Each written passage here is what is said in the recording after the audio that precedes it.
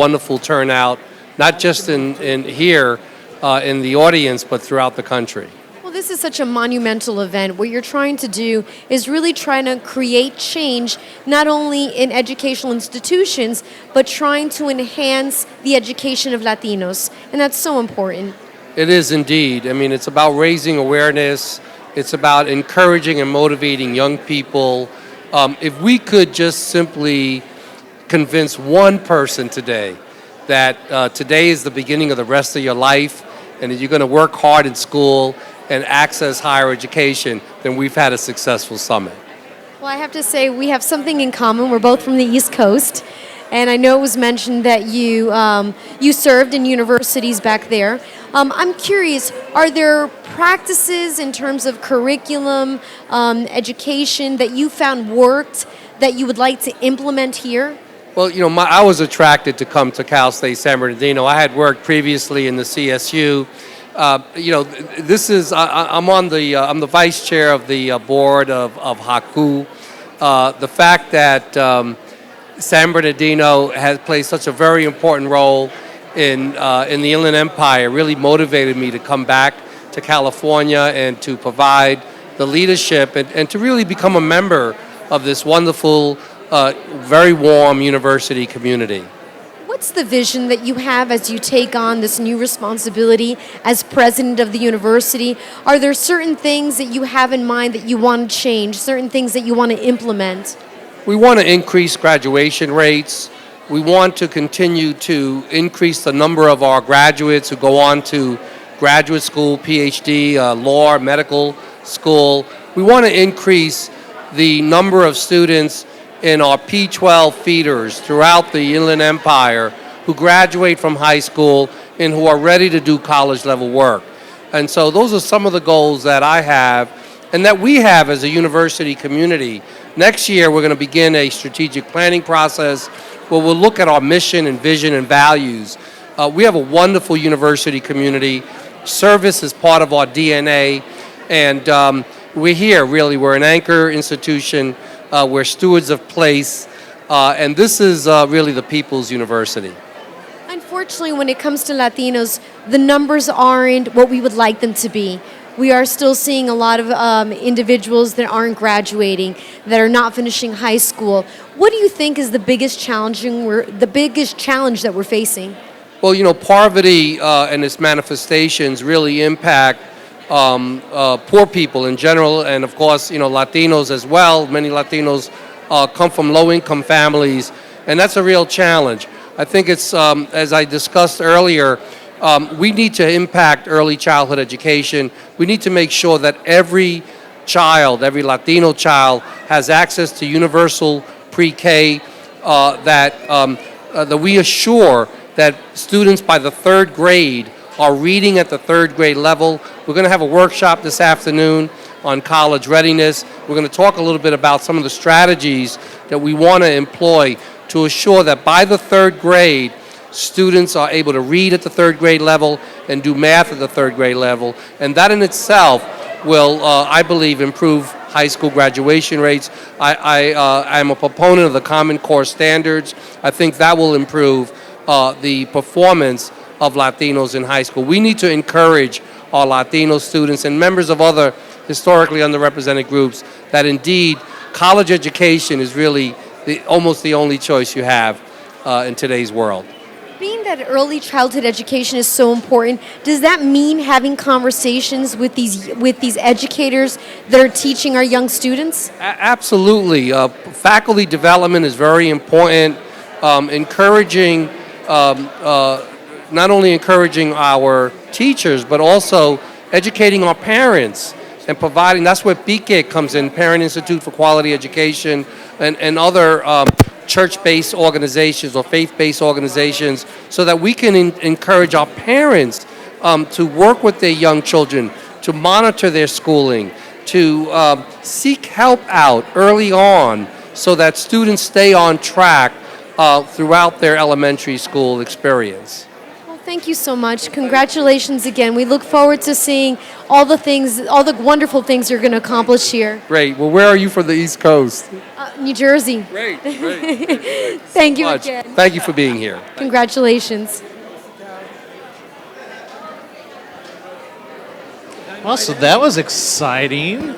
It was. I have to say, he has quite a vision for the university. I think he's definitely going to accomplish a lot of the goals that he has. And I thought something that was very interesting. Please take your seat. We're going to start in about a minute. And we may be interrupted. But something I just want to mention Un briefly. minuto. He was talking about it really begins with early education. Right. So it's not just thinking high school, it's not thinking, freshman year of college. It's thinking back as third grade.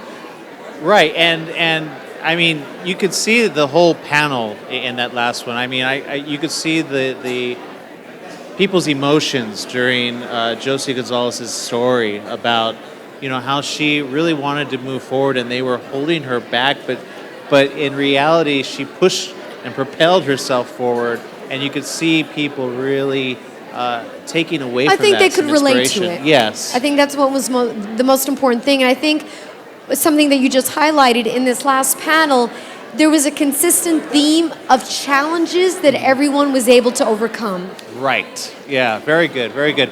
We want to thank you for watching our live stream channel and all of those of you watching throughout the stadium. Please let us know you're watching on Twitter or Facebook. Just go to #LEAD2013 and we will continue the conversation with you. I This think is we're just the going back. beginning. Okay, we have a quick question here. Just 1 minute here.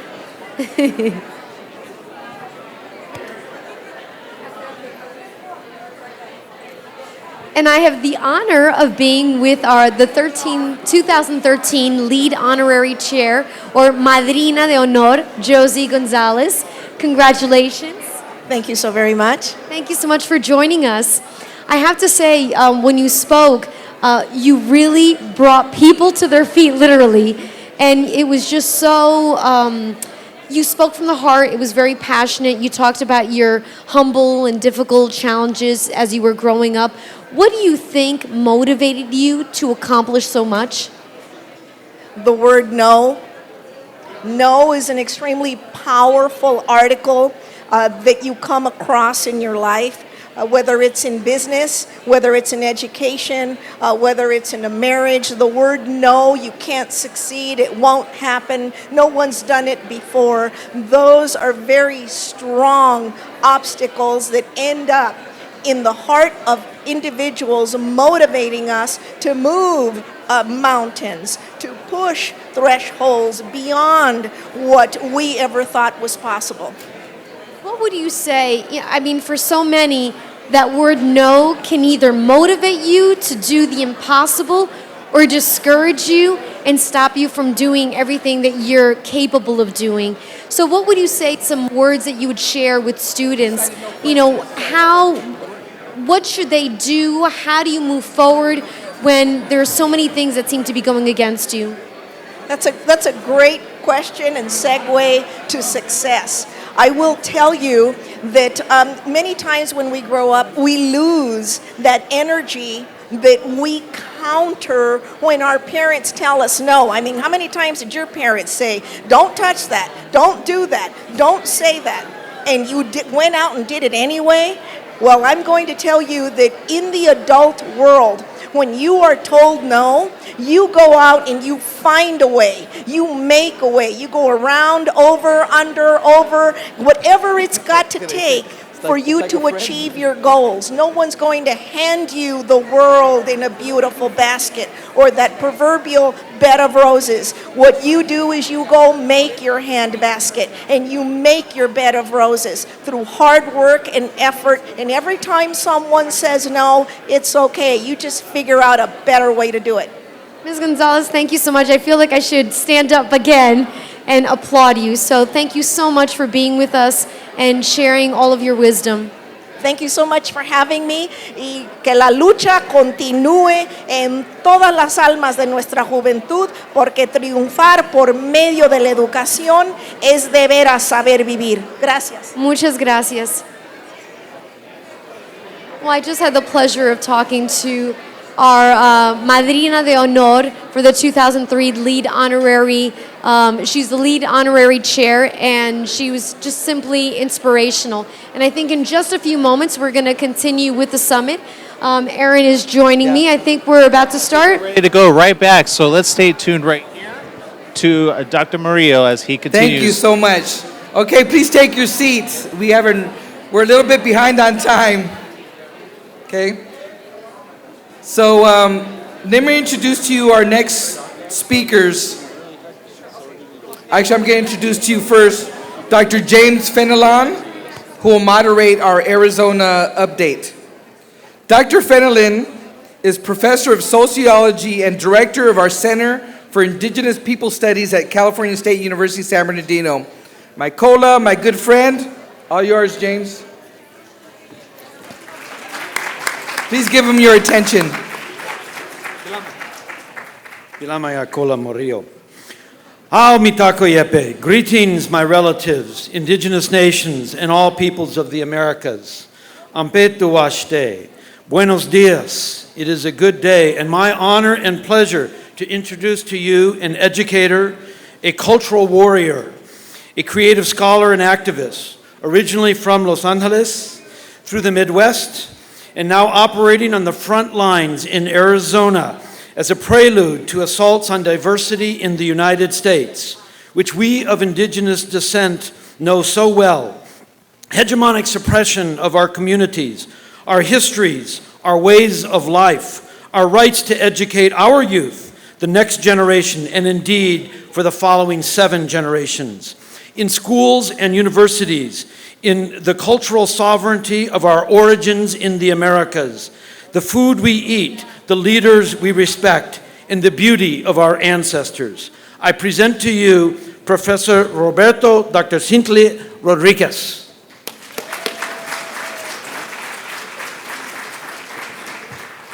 Kuali tonali, Newanotoka Senteltlakatzin, Tlasokamati. Thank you for inviting me here.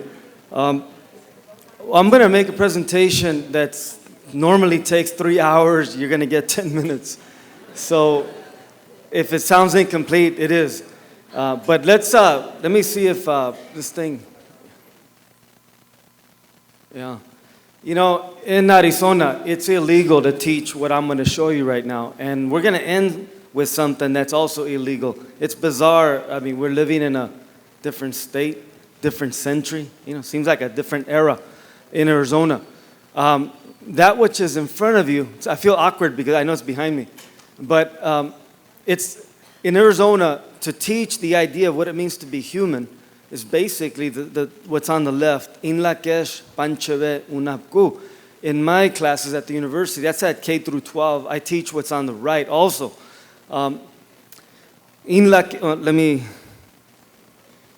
This is the basic explanation of In Lakesh, Tu eres mi otro yo, you are my other self. Pancheve is to seek the root of the truth. Really, I think that's probably the problem, so to speak, that it isn't really about truth, but about the pursuit of justice, and that's what upsets Arizona politicians in a big way. The concept of Unapku is basically the explanation of the universe. All peoples have that throughout the world, you know, but apparently that's, when Europeans got here, they thought that was demonic, it was criminal, and people still think that to this day. That's what we're living in. Oh, and by the way, I maintain that what I'm explaining to you about Arizona already happened all over the country, probably the continent, but definitely the country, because what is there to outlaw in most schools throughout the country? There's nothing to outlaw. This is what we were teaching, but this is not being taught in San Bernardino, not being taught in Houston, in Chicago. This was already taken away. So we're bringing this back, and our movement's gotten even bigger as a result of the threats to eliminate us. So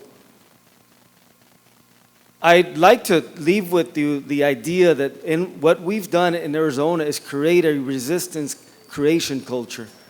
And again, Pancheve would be that example. Unidos, for example, when they took over the school board, I know some of you or a lot of you probably seen it, they chained themselves to the school board. They invoked the 2007 UN Declaration on the Rights of Indigenous Peoples. When we fight, we invoke 9 international treaties and conventions. And I always tell, my students came up with this, well, both myself and my students, is the concept of, well, you'll see, it's culture, history, identity, language, and education. That's Chile. Nine international treaties support that. And on top of that, there's a silent H, which is health. Anyway, the creation part of what we do, because we've had like over 100 protests, believe me, a lot. The creation part of what we do is we run. I just ran this morning on the way over here. No, by the hotel. But we run, and we run through the desert. We ran twice, the first time in 115-degree heat from Tucson to Phoenix. It was amazing. We run for everything now: domestic violence, sexual violence, obesity, diabetes, everything. Part of it is like we know that it's not about external. Part of it is ourselves, so we cleanse ourselves. And remember, I'm rushing through this, so just remember the thing to take with you is the idea that we don't need help in Tucson. We don't need help in Arizona. You need to create your own. Wherever you live, that you need to create raza studies, ethnic studies, indigenous studies. Students in fact, you can see it up there. When UNIDO stepped forward, they asked for Mexican-American indigenous studies, African-American, LGBT, women's studies, native studies, all of it. Nobody's satisfied with simply like black and brown only. It's got to be everything. Everybody's got to get educated. It's like what the youngsters over there say, either we're all equal or none. Okay. The backdrop to HB 2281, I think most of you are aware. That's that whole immigration thing. It's ugly, and we have a lot of ugly politicians that are doing their worst. They're doing their best to do bad things. I think the one thing I would like to emphasize is Operation Streamline. I don't think any of you have ever been. Everybody, some of you are old enough to remember apartheid South Africa. Even in apartheid South Africa, they didn't have Operation Streamline. When you walk into the courtroom, 70 Mexicanos on the left-hand side, a few from Central America, a few women. All of them are brown, shorter than me, and everyone in jumpsuits, handcuffed to the wrist, the waist, the ankles, and in 1 hour, they are charged, convicted, tried, sentenced, and sent to a private prison. Private prisons are making tons of money off of us, of our peoples. That's the backdrop. So right there, this is where I'm going to have to turn around because my glasses the latest, here's the good news. When we were fighting, in the biggest clashes, we had a school board that was 4-1 against us. We had our elections. That's why people say elections do matter. We had elections, and now it's 3-2 in our favor. So, and guess what happened as a result? Just last week, our superintendent, who gave us hell, resigned because of the 3-2. Yeah. The young kids, and I'm going to leave this. Anybody who wants this can have it, all right? And my info will be at the end. But that way you can see the specifics, because the youngsters put together a document called Intellectual Warriors Document, and that's what we think should be the basis for everything. And it's like the one that won the recipient right now. We have an expression similar. Well, I'll explain when we get to it. But it's that idea. Yeah, you can't think that you might lose, because if you think you might lose, you will lose. You have to think victory always. One of the things that is recent is we had the desegregation lawsuit. It's a 40-year desegregation lawsuit, and in the end, they gave us more than we even asked for. They said we could have culturally relevant classes for Latinos and African Americans in every single high school. We only wanted to reinstate the program, so every high school, middle school, and elementary school. So that was big. We had a defeat in the judicial system. That is, what do you call the Tashima federal courts? They upheld HB 2281. But I can assure you this: those of us in Arizona, we don't recognize HB 2281 because it has a number as a law. We don't recognize it as a law. So HB 2281, like SB 1070, we will never recognize them as laws because they're both unconstitutional and they violate every single human rights treaty in the world.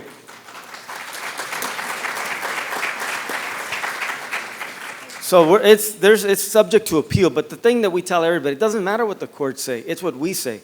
Now that we have a school board, it's up to the school board to carry out what we have done, what we have asked for. And a lot of us have gotten arrested. I've gotten death threats. Mostly women are the ones that get arrested. I mean, we have a fierce community. And I can tell you this, I'm from LA, and I'm from that generation. When we would see cops at rallies, we'd run. In Arizona, it's different. We come up, the youngsters come up to the police and say, we're here to get arrested. And the police get freaked out. And like say, no, go home, go away. And I go, no, we're not going home. We're here to get arrested. In Tucson, where I live, for the first time in the history of this country, 5 Dream students unmasked themselves, sat down in McCain's office and said, here we are. I think about a month later, more Dream students went to Arpaio's office and said, we're here to give you a citizen's arrest. And if you want, try and arrest us. And he didn't arrest them. Like I say, we lost that fear of arrest. Mira, so when I talk about creation resistance or resistance creation, this is the part of the creation. That is, the ideas of In Lakesh and Pancheve, Unapku come from this idea of one continent, one culture based on maíz. I don't know, some people think of it as a radical idea. My students wonder, what's the big deal? I mean, it's as simple as they tell us that we don't belong here, and I tell them, I said, you know what, when you eat a frijol, when you eat nopal, when you eat tortillas, you're eating food that's 7,000, 8,000, 9,000 years old, and if you believe science, we are what we eat, then how could we be illegal? Mira, this is what was considered outside Western civilization. And again, I'm going to have to turn around and read it from here. But I wish you could read it, because then you could say it too. But mira, tú eres mi otro yo, si te hago daño a ti, me hago daño a mí mismo. Si te amo y respeto, me amo y respeto yo. You are my other me. If I do harm to you, I do harm to myself. If I love and respect you, I love and respect myself. Imagine that's considered hate. Yeah. I mean, that's how warped it is in Arizona. And as I said, the concept of Pancheve, it's not only to seek the root of the truth, but to pursue justice. And that's what our students have trained. Nobody told them, nobody forced them to protest, and they have over and over and over. And at one point, they sicked over 200 police officers, helicopters, bomb squads. It was ugly, and 7 women got arrested. For what? For speaking, for reading.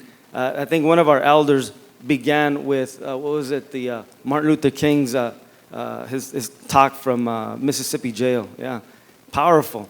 But that's Pancheve, not just the truth, but that pursuit of justice.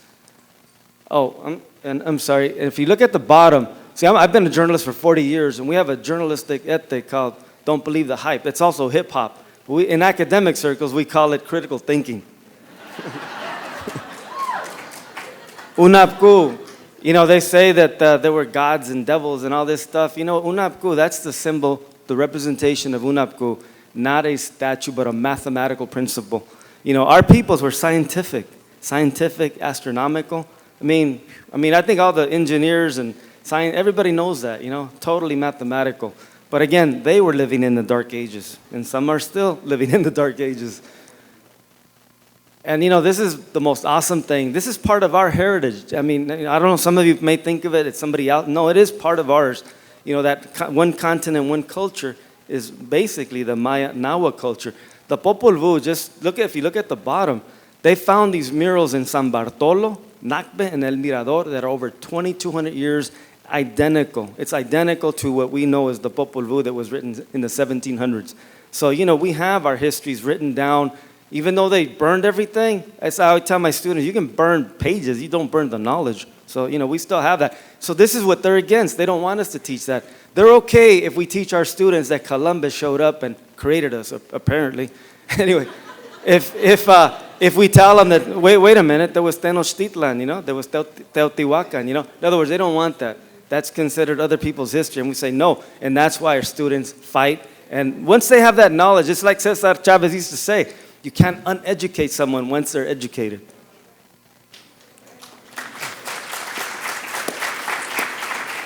The stories of the maíz is in the Popol Vuh, but also the Codex Chimalpopoca. I have the honor to do this as a play with little kids. It's awesome. And I'll tell you the 10-second version. It's that Quetzalcoatl and Quetzalcoatl create human beings, and then they can't move. So Quetzalcoatl is charged with finding food for the people. He finds little ants carrying corn on their back. Anyway, to make a long story short, they take them to a place called Tonalcapet, Sustenance Mountain, and that's where we get all the foods of the continent, and really the world. Because all the foods that I mentioned a little while ago, they feed the entire world right now. And it came from a place, Tamuanchan, just like in the Popol Vuh. I tell you, incredible stories, incredible histories.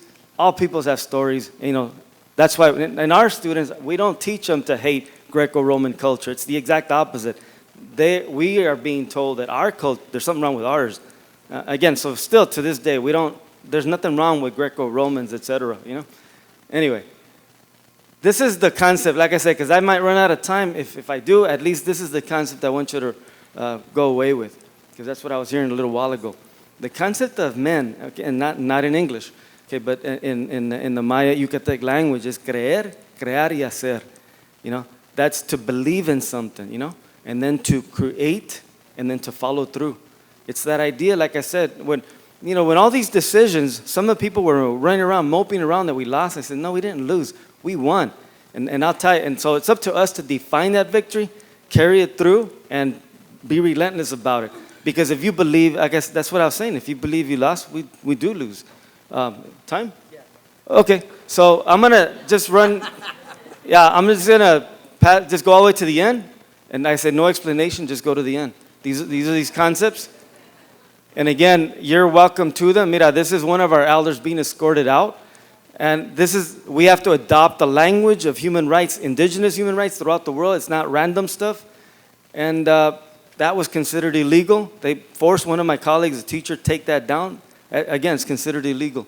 Anyway, that's my information. If you'd like the 3-hour presentation, you can have it. I'll send it to you by email and all that, okay? Thank you very much.